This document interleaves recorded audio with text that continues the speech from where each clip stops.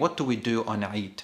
What are the religious practices? Now, the religious practices I'm going to mention are recommended. They are not obligatory, so you're not sinful if you don't do them. But of course, you miss out on the rewards and the spirit, feeling the spirit of the community together. The first thing to do is to have a shower, bathe and clean yourself the night before the Eid or at Fajr time. The second thing to do is to wear your beautiful clothing and smell good. The third thing to do is to eat before you go to Eid prayer. And the sunnah is to eat odd numbers of dates, but if you don't have dates or you don't want to eat dates, you can eat anything else. Number 4 is the famous chanting of the takbir. And the chanting of the takbir comes in many variations. Here is one. Say Allahu Akbar, Allahu Akbar, Allahu Akbar. La ilaha illallah. Allahu Akbar, Allahu Akbar, Allahu Akbar. Walillahi alhamd. Which means Allah is the greatest, Allah is the greatest, Allah is the greatest. There is no God worthy of worship but Allah. Allah is the greatest, Allah is the greatest, Allah is the greatest. And to Him belongs all praise, thanks and gratitude. As I said, there are different versions of it. There are some longer versions and all of them are acceptable and valid by God's will. Now, when you go to a mosque and you hear them chanting, you should chant along. But don't be alarmed if you find a mosque who does not chant the takbir.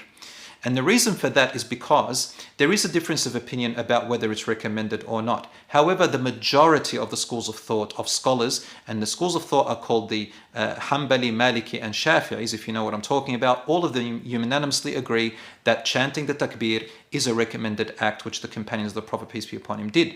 The only school of thought who concluded that it is not recommended is the Hanafi school of thought. And I'm talking about Eid al-Fitr.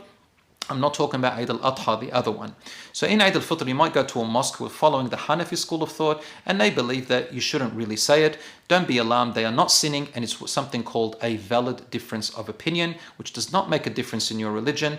However, whichever one you follow, inshallah, just follow it, or you can do it yourself and respect each other. Now, when does the takbir begin? When does this chanting begin anyway? It actually begins at sunset the night before Eid al-Fitr.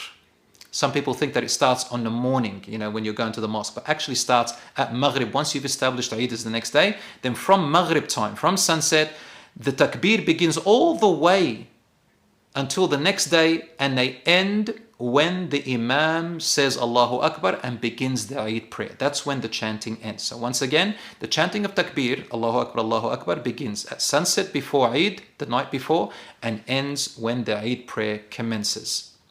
Now, when do you say the Takbir chanting? You say them anytime, anywhere, everywhere. You don't say them only after prayer. In fact, in Eid al-Fitr, you don't say them after prayer. That's in Eid al-Adha. In the big Eid, you do that. But in this Eid, you just say it randomly, anywhere, as you like, in your car, walking, coming, standing, sitting, and let your children say it as well with you. Again, it ends at Eid Salat. The next Sunnah act to do, the recommended act, is to greet each other.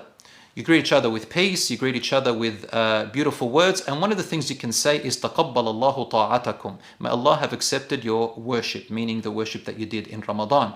And you can say Eid Mubarak and other words similar to that are beautiful. The next Sunnah act to do is that when you go to the mosque or the place of worship, is to go in a particular direction and return it from a different direction to your car or to your house. And that's so that you can meet more people and greet them. The next sunnah to do is to actually go to the Eid prayer. And it is highly recommended for men, women and children to all go together to the Eid prayer, even women who are not praying for religious reasons. They are also encouraged to go to the Eid prayer. The only difference is that the women who are not praying at that time, they just don't pray the Eid prayer, but they share with the celebration with everyone else in everything else. The next sunnah act to do is to go and greet and give, of course, the greeting of Eid to your parents and your family, and also to your relatives and your cousins. Share goodness, brothers and sisters. Share everything that is nice, anything that brings happiness and smiles, especially your children. Be easy on them and let them feel the spirit of Eid and their identity very, very strongly. These are the basic practices that we do on Eid. May Allah subhanahu wa ta'ala accept your worship and ours. And may Allah subhanahu wa ta'ala relieve and lift the oppression and persecution of our brothers and sisters in Gaza, Palestine and everywhere around the world. May Allah subhanahu wa ta'ala protect them from the hands of their oppressors. And may Allah subhanahu wa ta'ala have mercy upon their martyrs. Make their children who were slain and gone, awaiting for their parents at the fountain of Rasulullah sallallahu alaihi wasallam al-Kawthar and at the doors of paradise. May Allah subhanahu wa ta'ala shelter all those who are destitute. And may Allah subhanahu wa ta'ala make this year a year of justice and a reformation for the better for us, for you, for our brothers and sisters around the world. And may Allah subhanahu wa ta'ala accept your Eid. Wassalamu alaikum wa rahmatullahi wa barakatuh.